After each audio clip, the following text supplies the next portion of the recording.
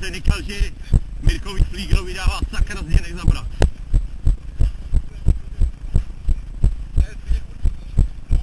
No a Zbyněk, ty mrďo. No, normálně, hele, běželi jsme na tréninku poslední 200.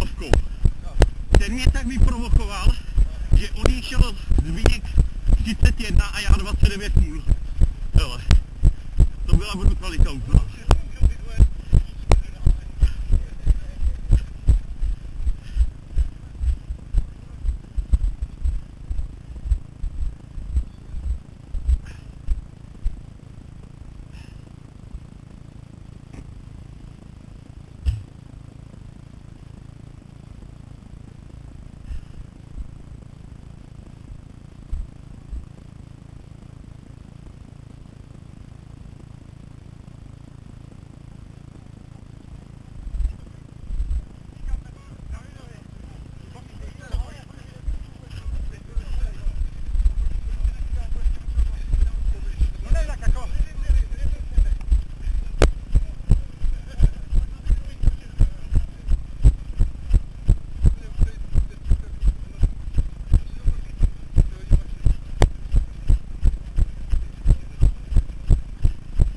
Mirek Flíger maká, ale Zděněk Vencálek mu dobře sekunduje a Zbyněk Vojtěch chodí 2krát týdně a je to sakra znát.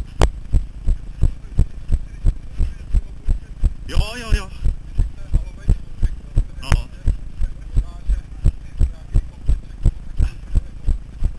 No. Ale on tam zře normálně a jak?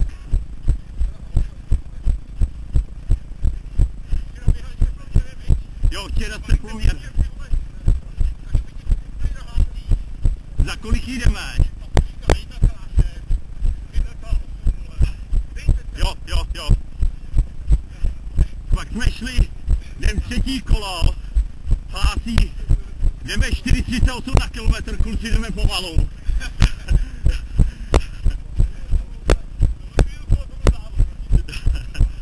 Já jsem pak telefonoval Petrovi, já jsem mu to říkal, hele, jak to vypadalo včera.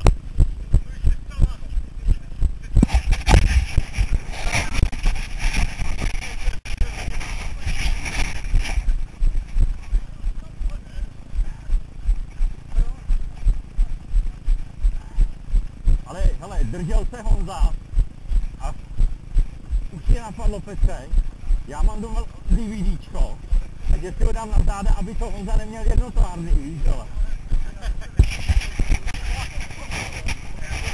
No kamera je puštěná, ale DVDčko, že bych mu Honzovi promítal na záda, když trénuje spolu.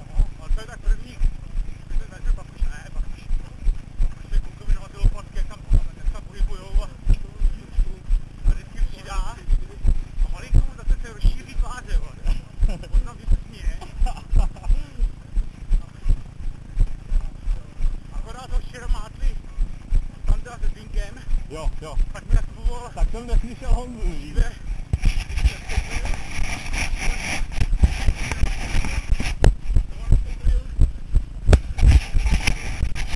Jo. A pak jsme s Honzou zbyli sami dva a od záhonu konečná hele tadyhle Petřiny a začal nastupovat Honza. Jo. Asi 6krát nastoupil Honza.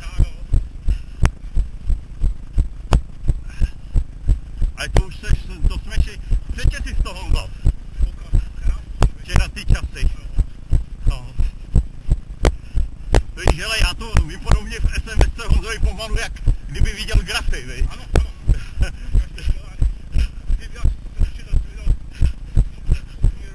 Jo. Ale bylo pěkný včera, to se musí nechat. A o 3 minuty rychlejš než předevčírem, viď? Tak kudy šli oni?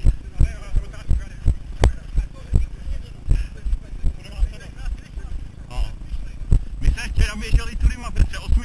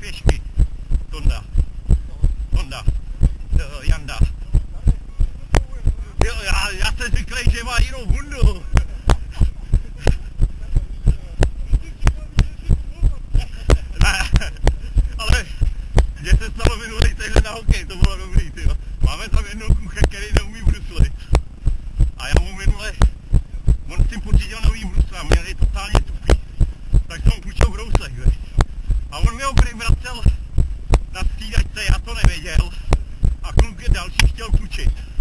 Jak jsem říkal, hele, koukám, ten kluk tam, co se dává, není. A já nevím, jak se jmenuje. Tak jsem říkal, hele, já ho půjčoval tomu, jak neumí bruslit, vole. Ty vole, hele, ale on zareagoval. On když chodí s náma hrát hokej, tak druhým rokem, předtím neuměl snad nic. Takže jako pokrok udělal velký. Ale furt tam to je, no.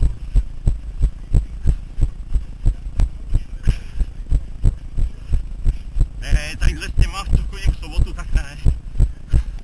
To jsou rybníkáři a tam je to v klidu.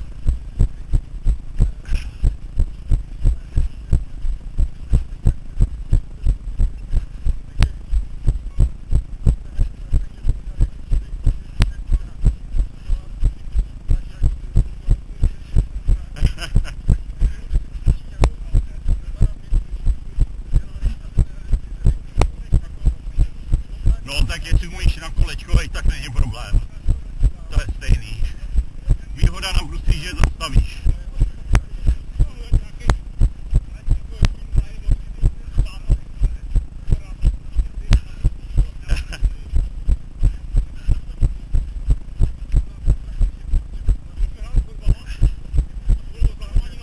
No to věřím, no.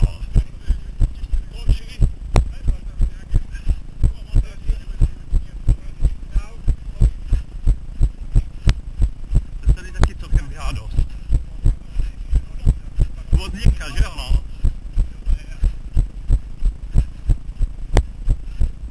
Ale do táboru se ještě nezapojil.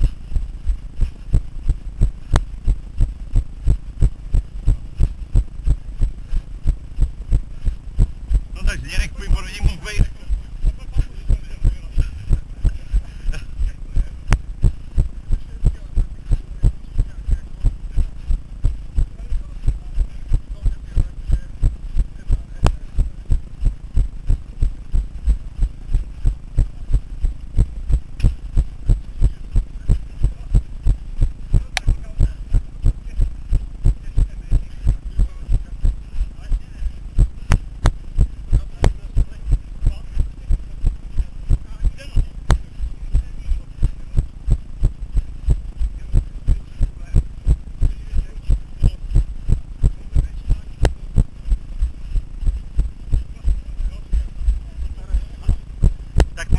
Martin jsem viděl, že trošku přibral náš.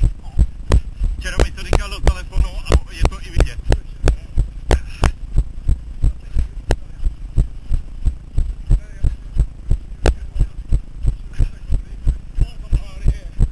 A jede znova. Hele, a 6. letí na Bali. No. A jede tam znova. Já říkám, Martine, ty tam zůstaneš, ty vole.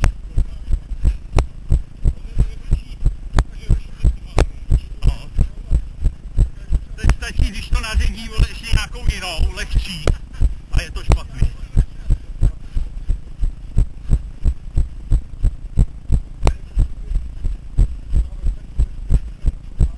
No.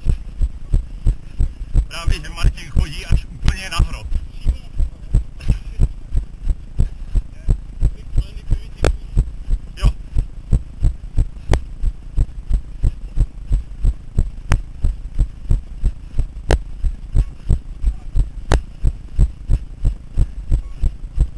Hodně riskuje, no. No. Mladý kluk, no.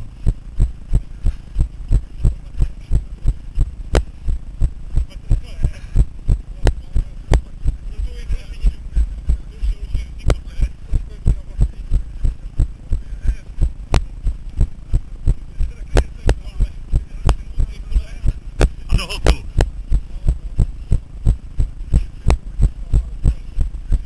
Když jsem byl mladý, tak jsem byl u Kmerů, jo, a v Thajsku a tak, to jo.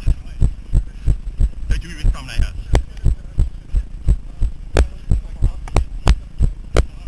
No, tak já natočím ty další.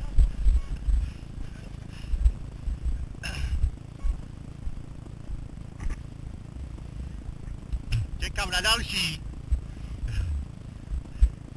Hele, člověče, přibližuje se ti. Ten ti dá ty jízerský Míro nandá.